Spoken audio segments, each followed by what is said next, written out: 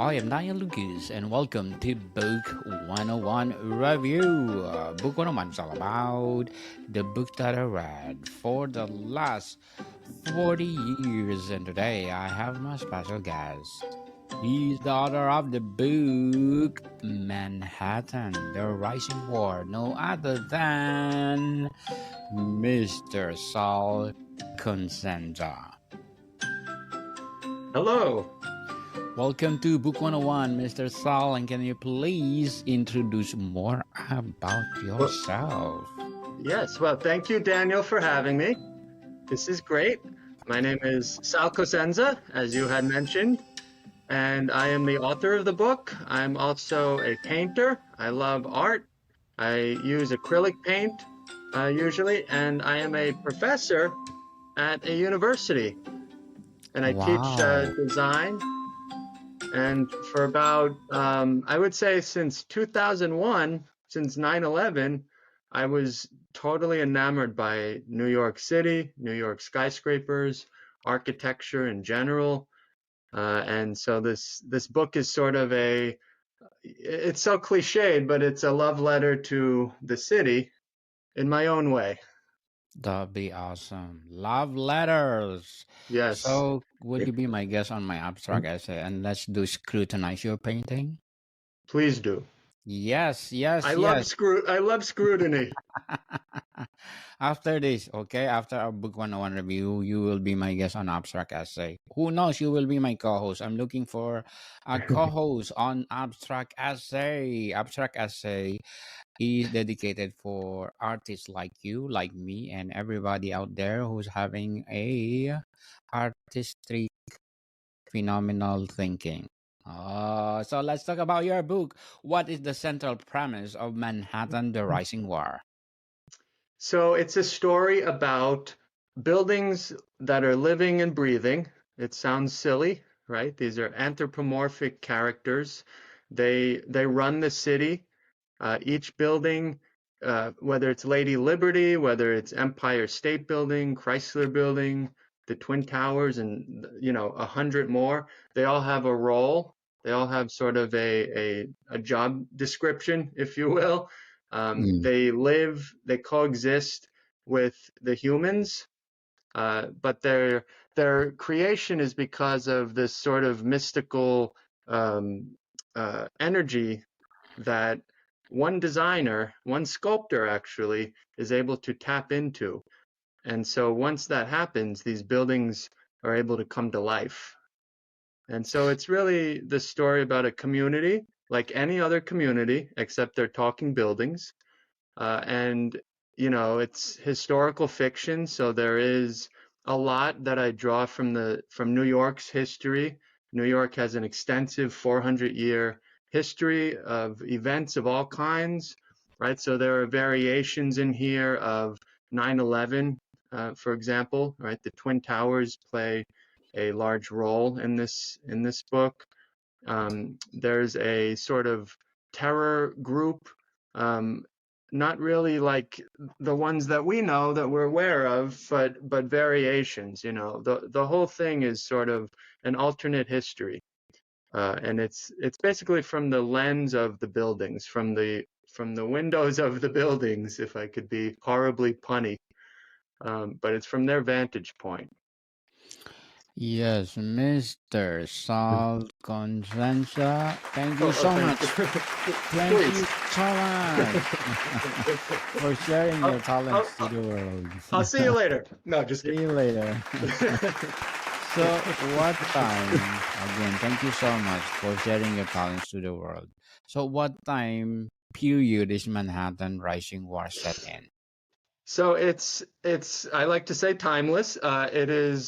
It's an alternate timeline, right? So there's a variation on World War II.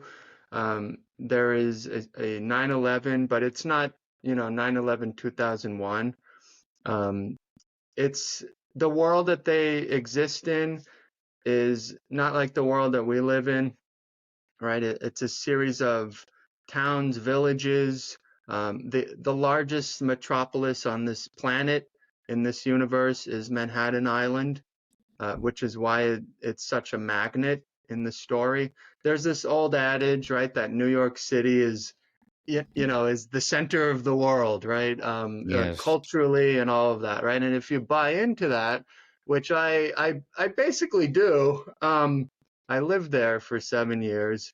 I love the city, right? But if you buy into that, you have to sort of, you know, make it the center of the story, right? And it is. It's very much a character, Manhattan Island.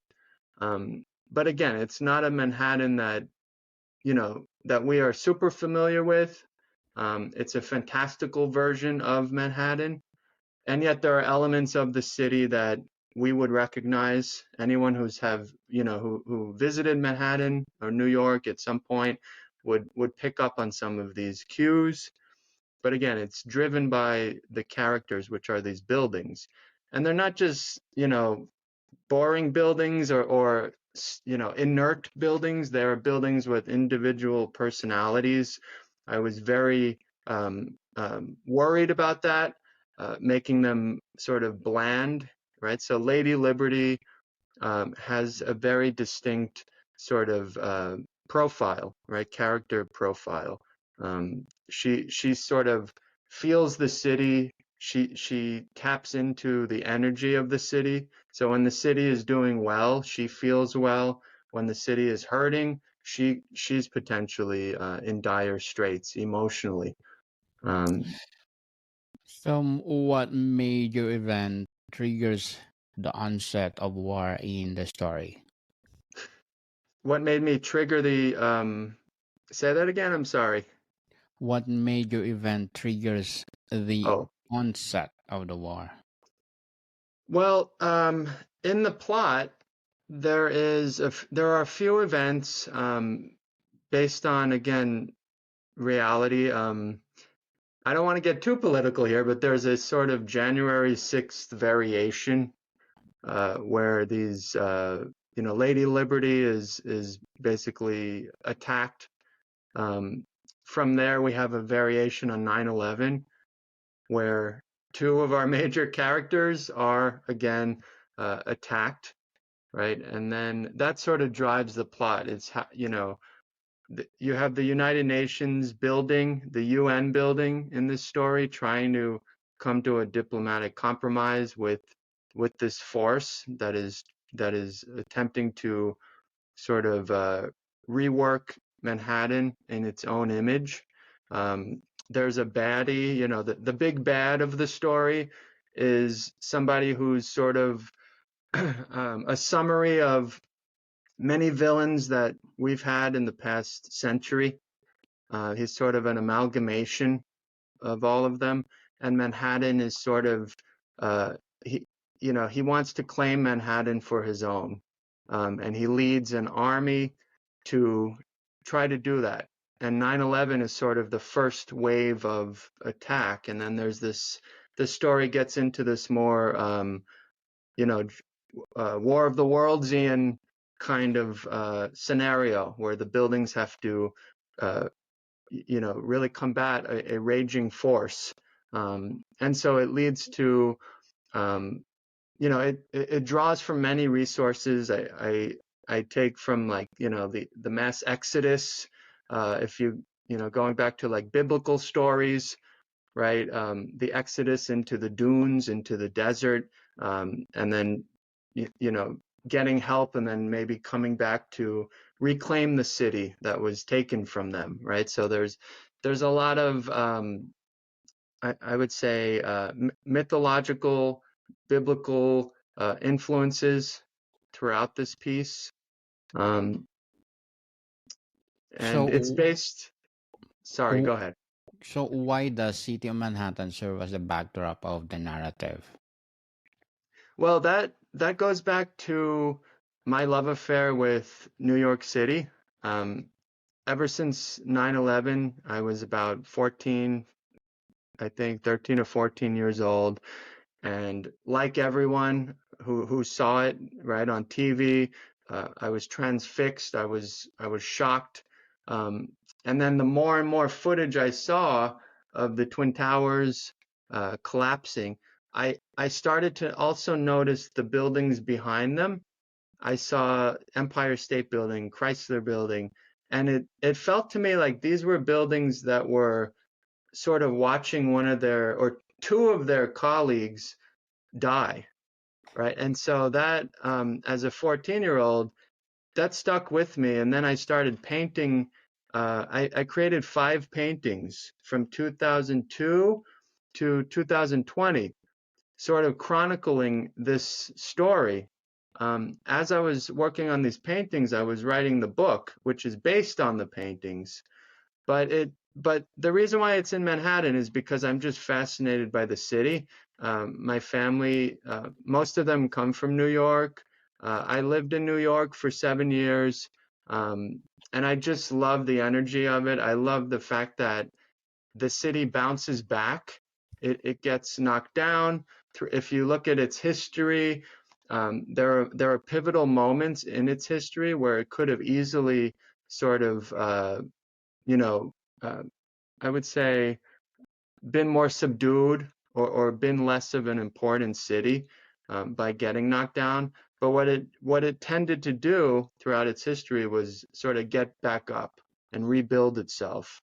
There were a series of fires that it had to endure. Um, of course, 9/11 happened. There were famines. Uh, its history is violent and it's got a lot of turbulence about it, right? Again, 400 years of of craziness, right? New York City, and it has it all. I don't know. Have you ever had the chance to go there? Yes, indeed. Long time ago. Yeah. I'm curious about your thoughts on the city, the energy of it. What did you think? Well, New York, if you say New York, the vibrant of the city is different comparing to other cities. If you say Hmm. New York, the most popular city in the world, which is, as I said, vibrant, every minute, every single, I think people want to see, to live, and experience what New York City is all about. Yes. And It- Mr. Sal,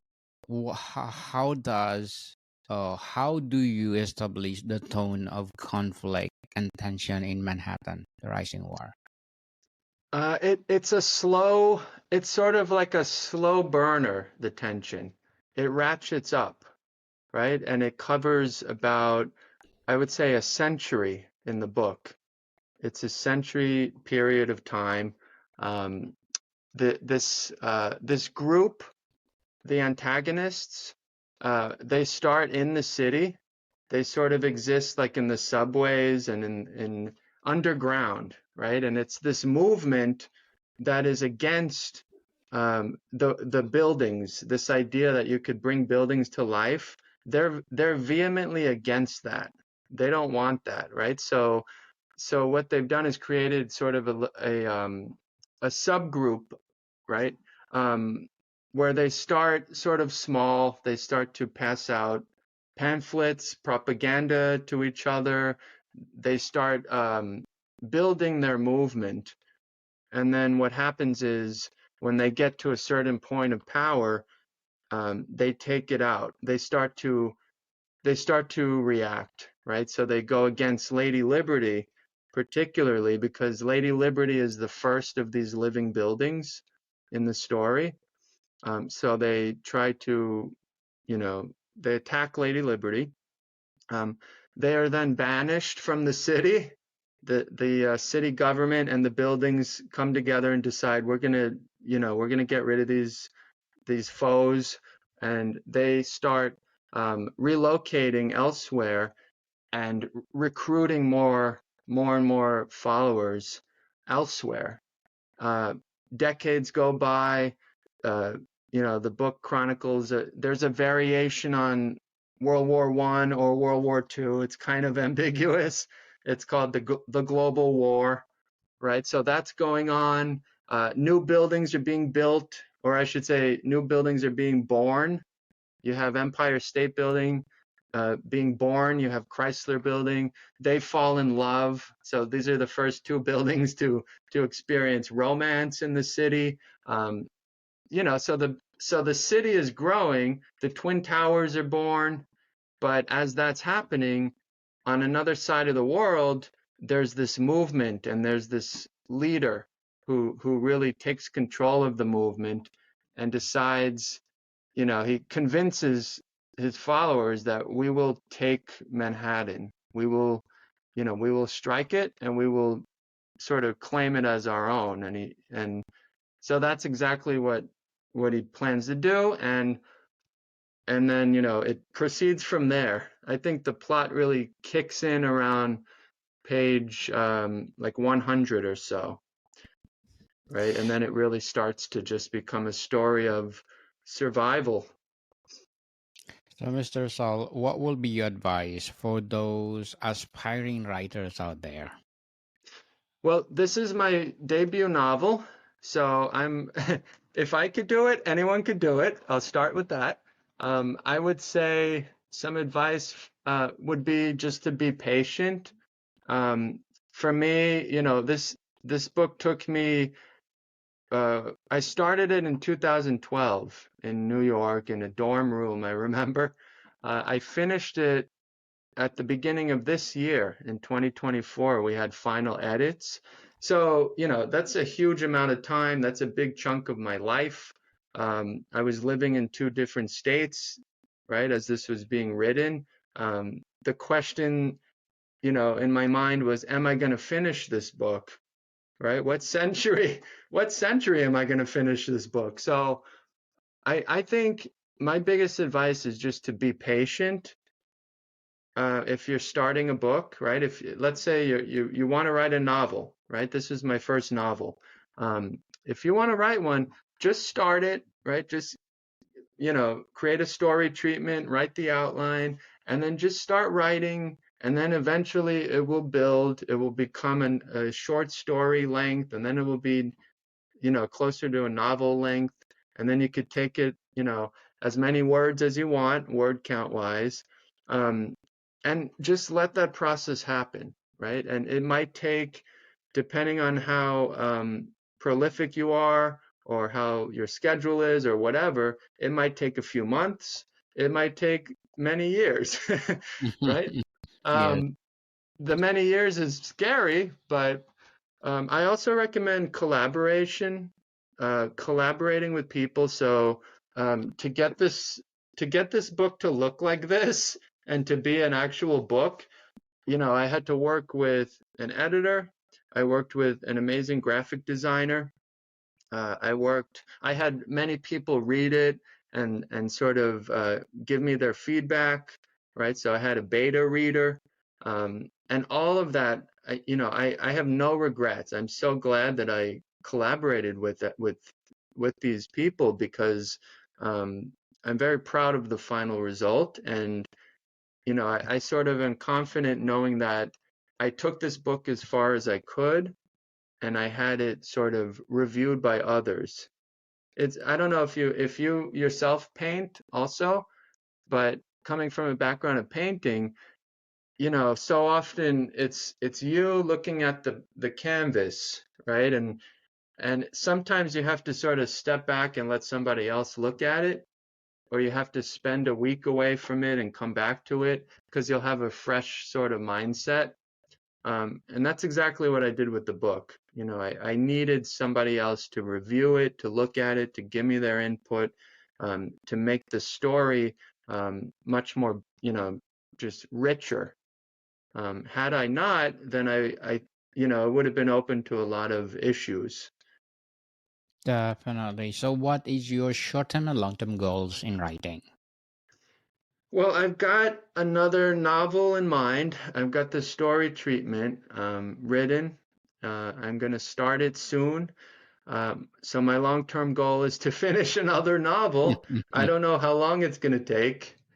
This one took, forever and a day. Um, but again, however long it takes is however long it takes. I would love this next novel to um, also have a visual component. I love the idea of basing it off of a painting or a series of paintings. So I need to also start the paintings This will be another anthropomorphically themed book, but sort of, I guess, slightly darker, like darker in tone, sort of like a, um, well, okay, I'll give it some of it away. Sort of like a haunted skyscraper of the future, Wow. where the skyscraper sort of plays on people's fears and taps into them. And then there's a couple people who find that out, who discover that, and then they need to sort of they need to stop it from happening. And there's an owner of the skyscraper who's letting this happen. So I think the villains are similar in this book that I wrote and the one I want to write. They're sort of power driven. Their egos are off the charts, and they have a level of they're sinister, and they don't care who they crush to get to where they are. Um, and so that's the antagonist, right? And the protagonist is sort of somebody who still believes in, um, everybody should be safe, believes in right and wrong, right? Well, So, well, Mr. Sal, looking forward for that novel, and you are most welcome to come back and promote it on Book 101 Review.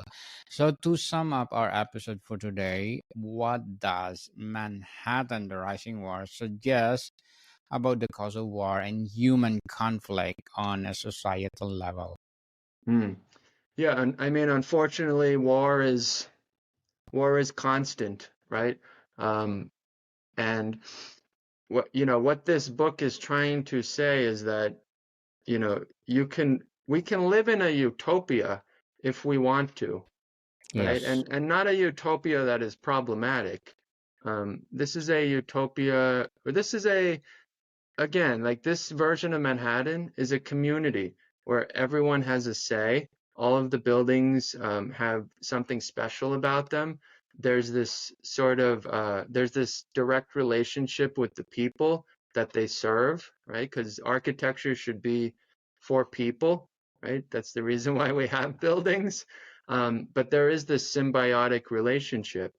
And so it's a city that works. Um, and if we can do that, that would be wonderful. If we could learn from history, that would be great. Do I think we're there? No. Do I think we have a lot of progress to make? Absolutely. Right? I mean, so it's sad. I wish war was something that, people just wrote about, right? I wish it was not a reality. Um, but, hopefully at one point we will get there. We will Yes, yes. realize that war is not the answer. Hope for the best. Yes, yes, yes. So, Mr. Sal Cosenza, thank you so much for sharing your talents to Thank the you. world. Thank you so much. Looking forward for more historical fiction novel like this. Thank you, Daniel. I Mr. appreciate it. Yes, this podcast is created for you. So, Mr. Sal, can you please invite our listeners to support Manhattan, the Rising War? Yes, it's available. It's on Amazon. It's if you're in Arizona in the United States, it's at Changing Hands Bookstore in Tempe, Arizona. It's on Walmart.com. All of the mom and pop shops. No, but I guess they say wherever books are sold. It's Yes, so cliched. Oh, where the books are sold. That's but be awesome. I look forward to reach out to me on salcosenza.com, my website. I always look forward to hearing from fellow creatives, Yes. like Daniel. Yes, indeed. Yes, people, let's support Mr. Sal Cosenza. As I said, more historical fiction novel to come if you support him. So, Mr. Sal, thank you for your time. Likewise. Thank you, Daniel. More to come, people. See you soon.